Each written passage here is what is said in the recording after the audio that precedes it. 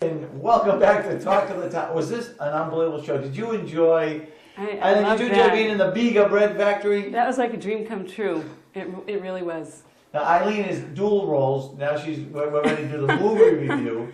But earlier she was in the factory running the camera, so we had a lot of fun over there, and we ate a lot, and it's good to be back in our studio, isn't it? It was fun there though. It was really nice, especially that delicious bread that he brought out to us, the blueberry coffee cake. As soon as we got there, of course we were all starving the minute we walked through the door. Great stuff. Everything, and we tried everything, and everything was delicious. So I can highly recommend everything from Biga Bread. Now, since the last time you were on, the Academy Awards, a lot of things have happened, right? Yeah, we'll talk about that at the end if we have time. So what kind of movies are we talking about this week? All right, we're going to talk about, I saw a whole bunch of different kinds of movies this time.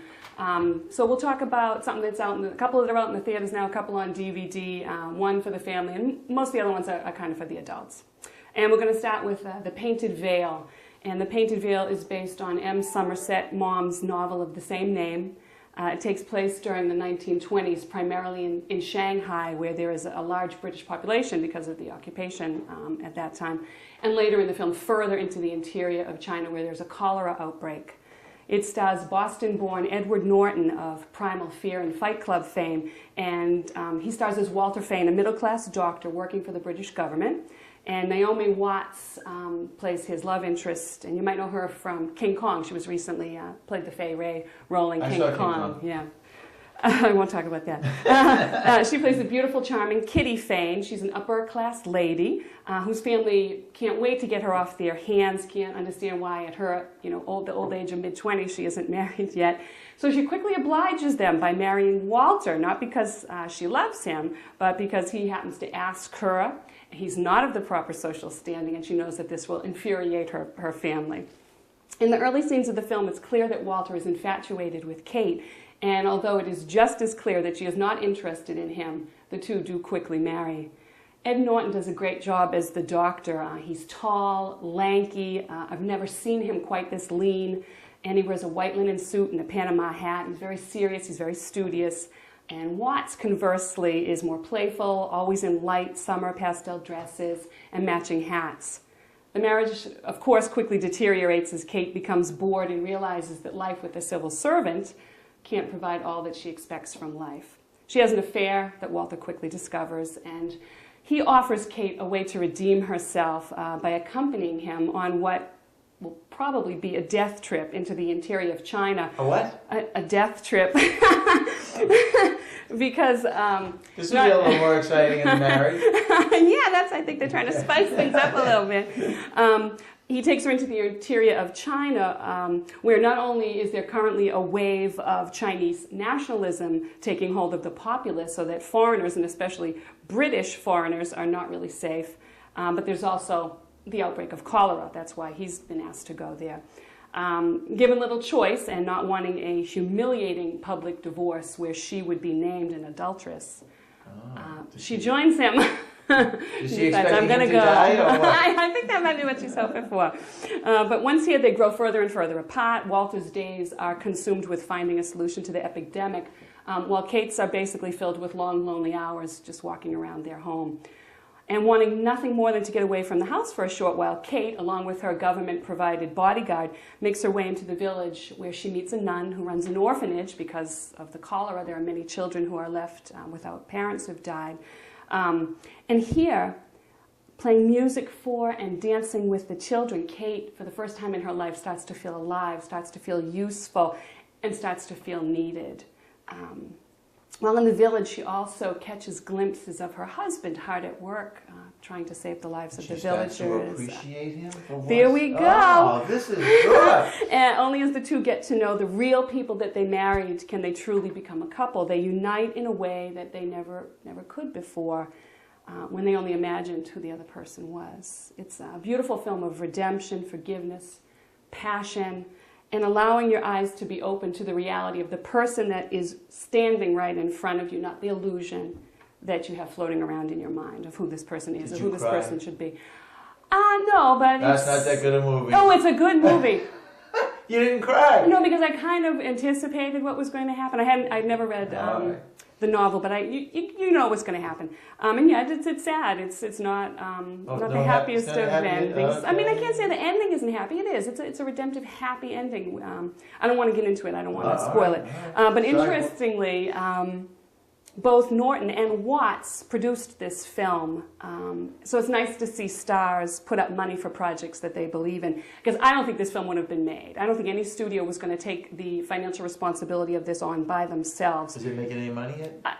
I don't think it's going to make a whole bunch of money. I think it will make more than it cost. So I think it will make a modest amount of money. But most film studios are not interested in making a modest amount of money. They want to make a ton of money. They're a business like everything else. But that's what I think was really interesting about this. They put up the money, incredible performances from both of them. And the only place it's playing right now is at the Dedham Community, and it's still there. It's going to be there next week. I can highly recommend that people take a trip out there. It's rated PG-13.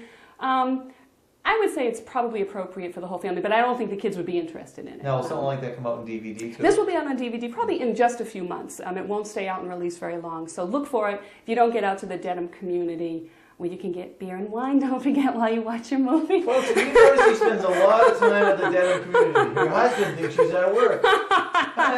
She just got to go to work. She doesn't get specifics. She doesn't talk about the nursing. It's work, right? I'm working for Talk of the Town. Another beer and wine, please. That's right. That's right. But you have really the beer or the wine? I'm a beer drinker. You probably know that, Brian, yeah.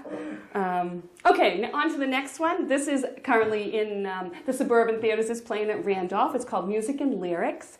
And interestingly enough, it opened on a Wednesday. It opened on Valentine's Day. Most movies always open on Friday. This is romantic This is a romantic comedy. Okay. Yeah, it's directed by 47-year-old Brooklyn-born Mark Lawrence of Miss Congeniality 1 and 2 fame, and 2 Weeks' Notice, another Hugh Grant film.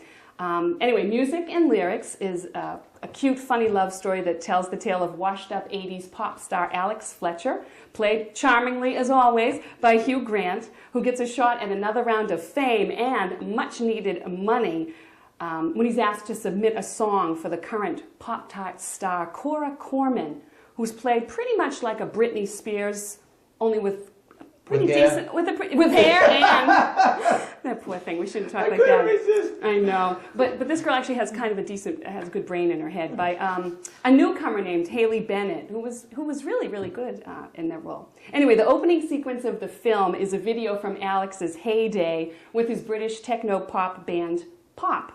It's hilarious, and it captures all the excess and computer-generated beats of that era. And believe me, it is worth the price of the ticket alone. If I had to get up and leave after the first 5 minutes, I would have been happy to have paid my $10 because I was hysterically laughing over it. You get the senior discount? No, I don't get that yet. A few more years. It's hilarious to see Hugh Grant with long, high hair, shaking his hips and herky-jerky dance moves in skin-tight pants and puffy shirt. So when Alex, who writes only music... It's not appealing to me so far. Oh, be patient. When Alex, who writes only music, has trouble with his lyricist, he discovers that his plant lady, the boisterous, manic Sophie Fisher, played by Drew Barrymore, has the answers to all his prayers. She was once a budding literary star, but because she was betrayed by a former college professor, she can no longer do any serious writing, and now she just waters other people's plants. But with Alex's continuing support and encouragement, she realizes she does have a way with words after all. The film follows the two lead characters through the ordeal, and it really is an ordeal, of creating a song that not only do they like, but a song that a teen star will approve of. There's a little conflict of interest in what is right and what is just marketable, but it all works out in the end.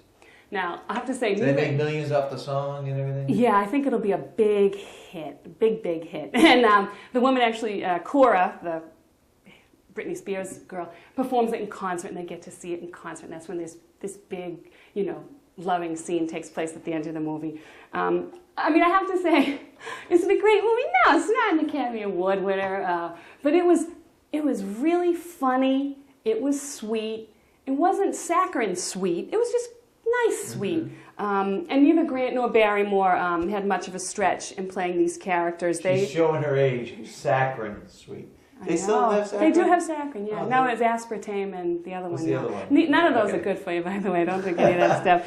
A little nutritional advice from movie reviewer, Eileen, Maher. So they didn't have no stretch to play these characters. They excel in playing the cute, charming, lovable, yet slightly flawed type, and it's no different here. But I couldn't help but love the film. It's sweet, it's funny, it's a great romantic comedy. Is this a chick flick? Is this what No, and that's not what it is. And I can't stand that term. Although there really are some movies that are chick flicks. This is a movie that I think a man and a woman sitting down on a Saturday night with a glass, bottle of wine or beer, would really enjoy, because it's not angst filled. It's just light. It's just funny. It made me feel good. It made me feel good. It made me laugh, and that's, as you know, 2 pluses in my book and 2 thumbs up for that. 2 thumbs up for The Painted Veil as well. Well, good. That's PG-13. For music and lyrics. For music and lyrics. But I said for The Painted Veil, so I don't know if I rated that one. Painted Veil is PG-13. Music and lyrics is PG-13 as well. And I'm trying to remember.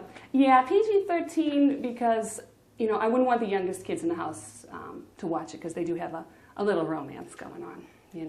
I mean, nothing blatant, nothing graphic, but I don't know. How do you feel sitting with your kids seeing that? I don't know.